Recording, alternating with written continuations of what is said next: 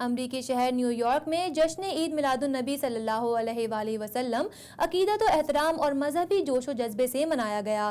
12 ربیع الاول کے جلوس میں ہزاروں افراد نے شرکت کی۔ تفصیلات اس رپورٹ میں۔ دنیا بھر کی طرح امریکہ میں مقیم مسلمانوں نے عید میلاد النبی عقیدت و احترام سے منایا۔ نیو یارک میں بروکلن کے علاقے کونی آئلینڈ ایونیو سے 12 ربیع الاول کا جلوس علماء کرام کی قیادت میں برآمد ہوا۔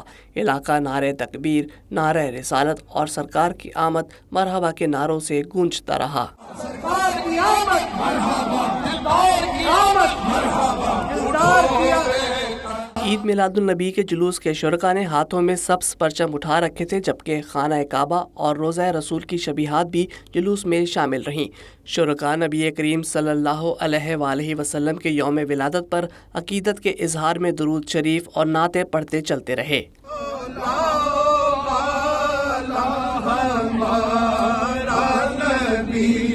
سب سے بالا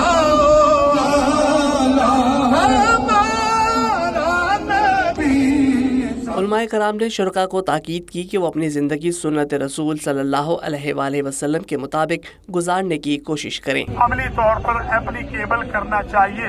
لٹل پاکستان میں شیعہ سنی اتحاد نے دشمنان اسلام کی نیندیں حرام کر دی ہیں، اور جو شیعہ سنی میں اختلاف پھیلاتے ہیں ان کو آج نیند بھی نہیں آ رہی اور وہ ذلیل اور رسوا بھی ہو۔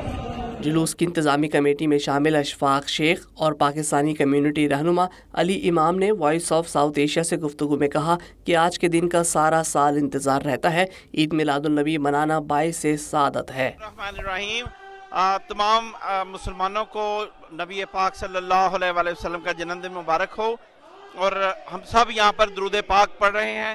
اس وقت انتظامیہ نے بڑا خوبصورت انتظام کیا انجمن غوثیہ کی طرف سے اور علامہ اقبال کمیونٹی سینٹر کی جانب سے۔